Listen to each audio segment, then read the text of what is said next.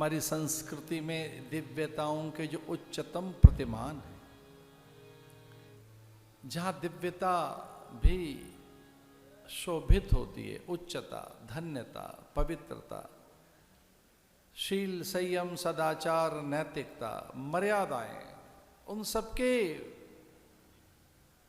उच्चतम प्रतिमान है प्रभु श्री राम।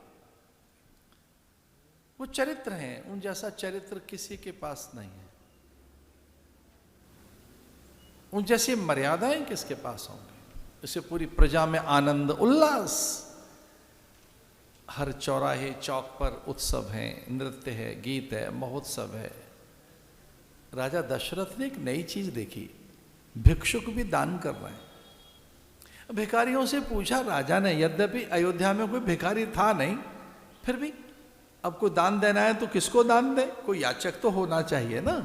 हमारा मन कर रहा है दान देने का, तो दें किसको? तो वो जो इस तरह से इस वृत्ति में रहते थे, भिक्षा वृत्ति से, दान की वृत्ति से जो रहते थे, उनके पास राजा जब दान देने गए तो नया अचंभा है, वो ही दान कर रहे हैं सबको। राजा ने कहा, में हमको दान देने आए हैं। बोले किसी और को दे दीजिए साहब, आज तो हमारा ही मन कर रहा है दान देने को, किसी और को पकड़िए, रोज आपसे ही लेते रहे। तो आज क्या करोगे? बोले आज तो हम दान देंगे, आज तो हम उपहार देंगे। इतना बड़ा उत्सव, हम हाथ पसारते रहे, आपसे ही लेते रहे, किसी को न दें। कल से राज्य बदल जाएगा, राम आ रहे हैं।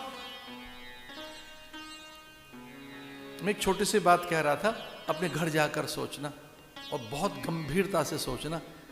22 जनवरी के बाद जब से राम अयोध्या में बैठे हैं, इस देश का वास्तु बदल गया है। कुछ और हो गया ये देश। हमने राम राज्य की कल्पना की थी, संप्रदाय के उन्माद की नहीं। ना ना ना, ये बात ही समझ में आएगी तब जब थोड़ा ध्यान लगाकर बैठो। इस देश का वास्तु बदल गया है, प्रकृति बदल गई है, स्वभाव बदल गया है। इस देश में कुछ और उमंग और तरंग है, इस देश में कुछ और प्रकार की विचारणाएं हैं। अयोध्या में प्रभु का आगमन हो गया है।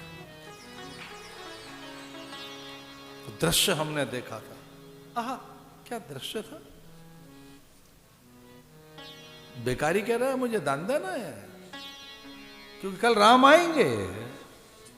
राम के आने पर भिक्षुक दान देना चाह रहे,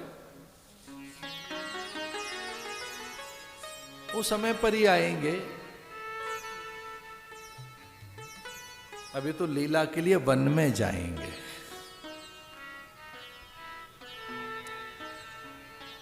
हमको बड़ा अच्छा लगता है। दो ऐसे समय हैं जब मुझे समय की गणना का ज्ञान नहीं रहता। एक तो वो समय जब हम ध्यान में बैठते हैं, दूसरा समय जब कथा करते हैं।